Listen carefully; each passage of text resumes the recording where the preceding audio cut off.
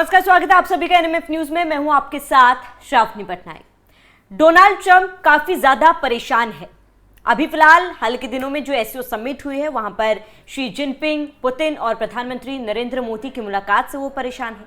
इसके साथ ही जो निचली अदालत अमेरिका ने पिछले दिनों फैसला सुनाया था और कहा था कि ट्रंप ने जो टैरिफ लगाया है वो गलत है और इस पर उन्होंने एक फैसला सुनाया था जिसका विरोध डोनाल्ड ट्रंप कर रहे हैं। और अब इसी को लेकर डोनाल्ड ट्रंप की तरफ से एक याचिका दायर की गई है अमेरिका के सुप्रीम कोर्ट में और उन्होंने कहा है कि ये फैसला अमेरिका के हित में है। और इसके साथ ही डोनाल्ड ट्रंप ने कई तर्क दिए, उनकी याचिका में कई सारे तर्क दिए गए। इसी पर हम चर्चा करेंगे, लेकिन उससे पहले ग्राफिक्स के जरिए आपको समझाते हैं कि क्या याचिका दायर की गई थी और कोर्ट की तरफ से क्या फैसला सुनाया गया था। तो सबसे पहले अमेरिकी सॉलिसिटर जनरल जॉन सायर ने न्यायाधीशों से इन ड्यूटीज को बरकरार रखने की अपील की जिन्हें निचली अदालत ने अवैध ठहराया था। अपील में कहा गया कि इस मामले में दांव पर लगी चीजें बहुत बड़ी है। दस्तावेज में टैरिफ को यूक्रेन में शांति की कोशिशों का अहम हिस्सा माना गया है और आर्थिक तबाही से बचाने वाली ढाल बताया गया है। वहीं याचिका क्या थी वो आपको बताते हैं। आर्थिक तबाही से बचाने वाली ढाल इस याचिका में बताया गया है जो टैरिफ लगाया गया है। अब आगे ट्रंप प्रशासन की तरफ से क्या कहा गया। हमने हाल ही में रूस यूक्रेन युद्ध को लेकर जारी राष्ट्रीय आपातकाल से निपटने के लिए भारत पर टैरिफ लगाए हैं क्योंकि वह रूसी एनर्जी प्रोडक्ट खरीदता रहा है। इन टैरिफ को हटाना अमेरिका को आर्थिक तबाही के कगार पर धकेल देगा।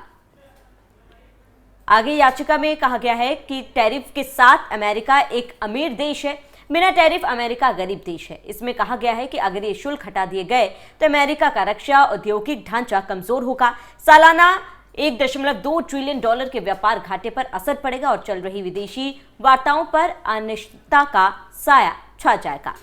अब आपको बता दें कि निचली अदालत का फैसला क्या था जिसके विरोध में ट्रंप उतरे हैं। ट्रंप प्रशासन की यह अपील उस फैसले के खिलाफ है जिसमें अमेरिकी federal circuit court of appeals ने 7-4 से कहा था कि ट्रंप इमरजेंसी आर्थिक शक्तियों का इस्तेमाल करके व्यापक टैरिफ लगाकर अपने अधिकार सीमा से आगे बढ़ गए। प्रशासन ने इसके उलट तर्क दिया कि ये कदम शांति और अभूतपूर्व आर्थिक समृद्धि ला रहे हैं और देशों को वॉशिंगटन के साथ नए व्यापार ढांचे में ला रहे हैं।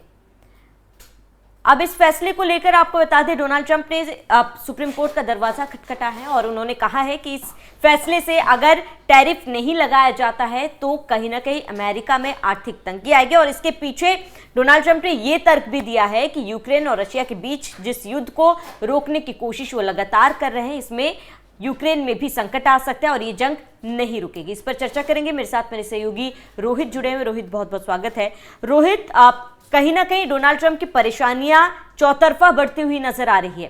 पहले निचली अदालत ने यह फैसला सुनाया था और उसके बाद एससीओ समिट में जिस तरीके से तीनों देश रशिया, इंडिया और चाइना ने मुलाकात की थी उसके बाद से ही आप डोनाल्ड ट्रंप जो है बौखलाए हुए हैं और उसके बाद उन्होंने ये याचिका दायर की थी। इस पूरे प्रकरण को कैसे समझे, कैसे देखा जाए?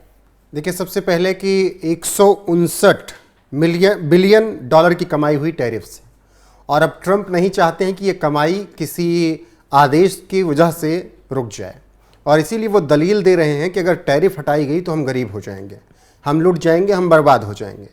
निचली अदालत के फैसले को उन्होंने पक्षपाती बताया और इसीलिए सुप्रीम कोर्ट गए। अब सुप्रीम कोर्ट आगे फैसला क्या सुनाता है ये आगे की चीज़ों पर निर्भर करेगा।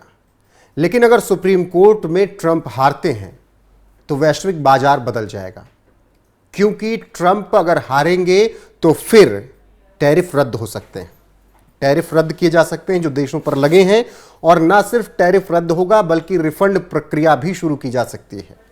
कस्टम एंड बॉर्डर प्रोटेक्शन के माध्यम से ये रिफंड प्रक्रिया शुरू होगी अगर ट्रंप सुप्रीम कोर्ट में हारते हैं तब। तो अब फैसले पर नजर है कि क्या कुछ फैसला आता है। अभी दलीलें दी जा रही हैं और ट्रंप की तरफ से ऐसी दलीलें दी जा रही हैं ताकि ये टैरिफ लागू रहे, जैसे देश को गरीब हो जाएगा, हम बर्बाद हो जाएंगे, यूक्रेन का युद्ध कभी खत्म ही नहीं होगा और टैरिफ अगर हम भारत पर लगाएंगे तो रूस से कम तेल लेगा तो रूस को पैसा नहीं मिलेगा तो वो यूक्रेन पर उतनी चढ़ाई नहीं करेगा, मिसाइलें नहीं दागेगा। तो ये सब वो तमाम तर्क दे रहे हैं। लेकिन अब ट्रंप फंसते नजर आ रहे हैं। निचली अदालत ने जिस तरीके से फैसला सुनाया, उसके बाद ट्रंप सुप्रीम कोर्ट जाते हैं। ट्रंप प्रशासन ने क्या कुछ कहा वो आपने बताया ही, लेकिन अब आगे क्या हो सकता है वो मैंने विस्तार से यहां पर आगे दर्शकों को और बताता हूं। अगर ट्रंप सही से दलील देते गए और थोड़ा ढिलाई बरतने की बात पे भी मान जाते हैं, तब हो सकता है कि ट्रंप के पक्ष में फैसला आ जाए। लेकिन अगर ट्रंप का यही एरोगेंस रहा, जिस एरोगेंस के साथ वो दलीलें दे रहे हैं, उनकी टीम दलील दे रही है, तो हो सकता है कि सुप्रीम कोर्ट का फैसला उनके विरोध में आ जाए। विरोध में आएगा तो वैश्विक व्यापार पूरी तरीके से बदलेगा, जो मैंने बताया। इसके अलावा अगर बात करें कि आपातकाल, जिस तरीके से वो शब्द प्रयोग कर रहे हैं लगातार, लोगों ने कहा कि आपातकाल, दुनिया ने कहा जब वो ट्रंप ने टैरिफ लगाई थी, ये आपातकाल की तरह है। अब ट्रंप उस आपातकाल को अलग तरीके से डिफाइन कर रहे हैं। ट्रंप कह रहे हैं कि व्यापार घाटा हमारा ज्यादा है, इसीलिए हम देशों पर टैरिफ लगा रहे हैं सामने वाले। आपातकाल का ये डिफिनेशन तो पहली बार दुनिया सुन रही है। आपातकाल ये होता है कि अगर आपकी कोई बात ना माने और आप उस पर जबरदस्ती किसी न किसी तरीके से दांव पेच लगाकर टैरिफ लगा दें, जैसे भारत के साथ आपने किया। लेकिन ट्रंप उस आपातकाल को व्यापार घाटे से जोड़ रहे हैं और कह रहे हैं कि व्यापार घाटे की वजह से हमने ये फैसला लिया है। अब उनको लग रहा है कि इतना पैसा आ रहा है तो घाटा अब क्यों सहा जाए, क्योंकि एक बार पैसे का चस्का लग गया तो फिर मुश्किल वो चस्का छूटता है। एक तरफ ये घिरे हुए हैं कोर्ट में, दूसरी तरफ आपने जो जिक्र किया कि दुनिया के अलग अलग देश, पहले रूस, इंडिया और चाइना, ये तीनों मिलते हैं एससीओ समिट में। एससीओ समिट समाप्त होता है 1 सितंबर को। 2 या 3 सितंबर को वहाँ पर किम जोंग उन पहुँच जाते हैं। विक्ट्री डे परेड में चाइना के शामिल होते हैं। उस विक्ट्री डे परेड में Kim Jong Un, Jinping, Putin, ये 3 मिलकर एक नई रणनीति बनाते हैं और ट्रंप का तुरंत ट्वीट आ जाता है उस पर, और एससीओ समिट के दौरान भी ट्वीट था। उन्होंने कहा कि ये सब मिलकर हमारे खिलाफ साजिश रच रहे हैं। अब आने वाले वक्त में उम्मीद तो यह है कि ट्रंप इन सब दलीलों को कोर्ट में देंगे कि देखिए किस तरीके से अमेरिका, वो अपने खिलाफ नहीं कहेंगे, क्योंकि देश के लिए बात करेंगे तो ज़्यादा पुख्ता बातें लोगों तक पहुंचेंगी। वो कहेंगे देखिए अमेरिका के लिए चाइना, रूस, भारत किस तरीके से इकट्ठा हो रहे हैं, किम जोंग उन किस तरीके से इकट्ठा हो रहे हैं। तो ये दलीलें देकर आने वाले वक्त में ट्रंप इस मामले को घुमाने की कोशिश कोर्ट में भी करेंगे। लेकिन अगर कोर्ट कोई कड़ा फैसला लेता है तो मुझे लगता है कि ट्रंप की मुश्किलें आने वाले वक्त में और ज़्यादा बढ़ने वाली हैं।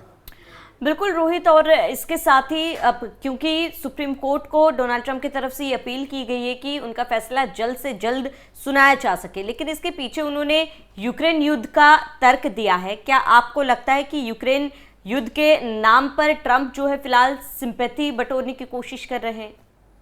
बिल्कुल, और वो सिंपैथी अब उनके पास वो नहीं है ना।